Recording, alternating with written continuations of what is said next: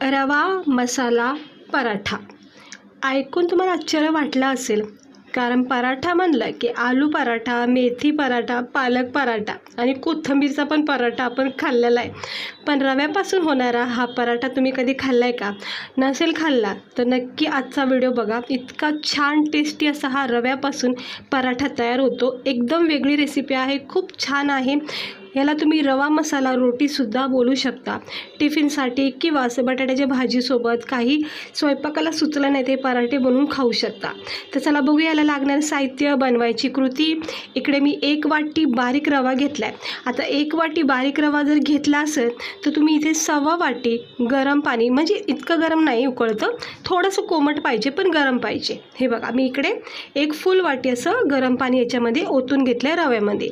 याने काय होतं, रवा छान फुलला जातो आणि नरम सॉफ्ट पडतो.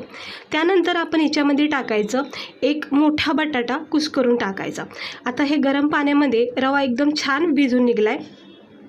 हे 1 मोठा बटाटा मी शिजून कुस्करून घेतलेला आहे, तो सुद्धा याच्यामध्ये टाकलेला आहे. त्यानंतर थोडीशी बारीक चिरलेली कोथिंबीर टाकायची. तर इकडे बघू शकता मी इथं कोथिंबीर टाकली. त्यानंतर चवीनुसार मीठ टाकायचे, काही मसाले टाकायचे रोजच्या वापरण्यातले. त्याच्यामध्ये आहे सुरुवातीला थोडासा गरम मसाला, थोडासा लाल मसाला पावडर टाकायचं, थोडा धना पावडर टाकायचं आणि थोडीशी चिमूटभर हळद टाकायची. बघू शकता हे आपले रोजचे मसाले आहेत.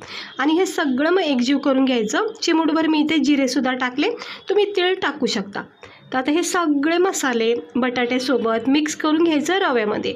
आता रवा कसा गरम पाण्याने छानपैकी फुलला आहे आणि नरम सॉफ्ट झाला आहे, त्यामुळं बटाट्यासोबत हा लगेच पॅक होतो, मळला जातो. हे बघा हलक्या हाताने हा सगळा एकजीव करून घ्यायचं. खूप छान हा पराठा लागतो, एकदा तरी नक्की ट्राय करून बघा. आलू पराठा वगैरे वेगवेगळ्या प्रकारचे पराठे आपण खाल्लेत, पण हा जरा रवा पराठा खाऊन बघा.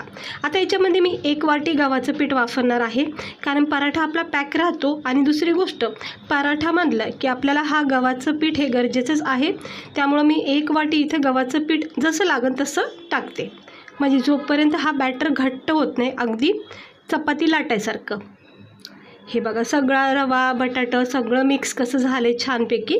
आणि परत थोडं असं गव्हाचं पीठ टाकत राहायचं. जर बॅटर पातळ वाटत असेल तर मग हे सुक्कं पीठ असं टाकत राहायचं थोडं. आणि मग छानपैकी याचं असं पीठ मळलं जातं. स्वच्छ हात धुवून, जर हाताला चिटकत असेल तर स्वच्छ हात धुवायचा आणि त्यानंतर थोडंसं तेल लावून मग हे असं पीठ मळलं जातं. बघा नरम सॉफ्ट हे पीठ तयार झाले. छोट्या याच्या लाट्या तयार करायच्या, जसे आपण चपात्या करतो अगदी तशीच प्रोसेस आहे. तर मस्त अशा छोट्या मी याच्या लाट्या तयार करते. हाताला तेल लावायचं थोडं, म्हणजे सहजपणे न चिटकता ह्या लाट्या तयार होतात. आणि सुक्कं पीठ लावून ठेवायचं. काय हे रवा आहे त्यामुळं थोडासा मेल्टी आहे. हे असं जसं पण तुम्हाला लहान मोठे गोळे हवे तेवढे तुम्ही हे करू शकता पिठाचे.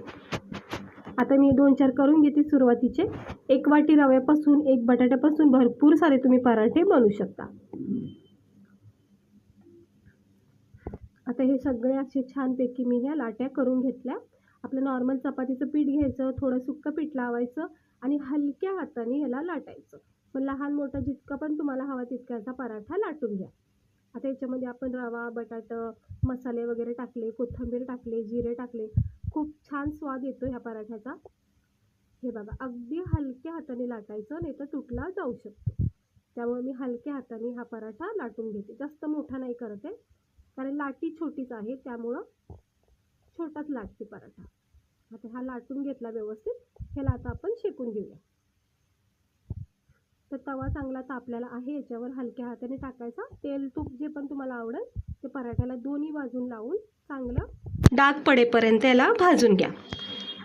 तर इकडे मी नॉर्मल आपलं तेल लावते आणि गॅस आधीमध्ये तुम्ही थोडंसं वाढू शकता.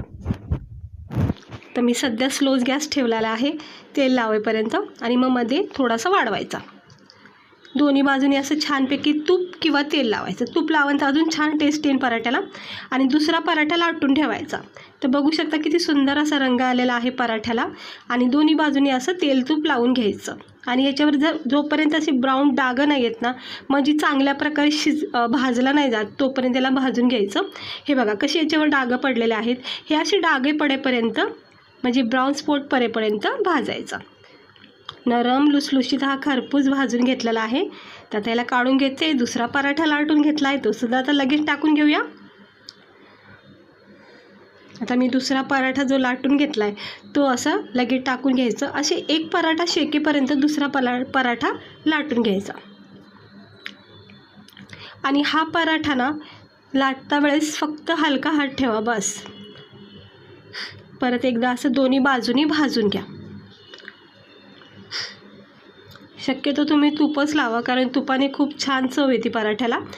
हे बघू शकता किती छान, कुठेही न तुटता न फाटता आपला हा पराठा तयार होत आहे. हे असं दोन्ही बाजूनी याला चांगले डाग पडेपर्यंत शेकून घ्यायचं, भाजून घ्यायचं. असं कडक झाला की काढून घ्यायचं. आता तिसरा पराठा सुद्धा मी लाटून ठेवलेला आहे आणि केलेले आहे झटकीपट हे 4 पराठे सुरुवातीचे.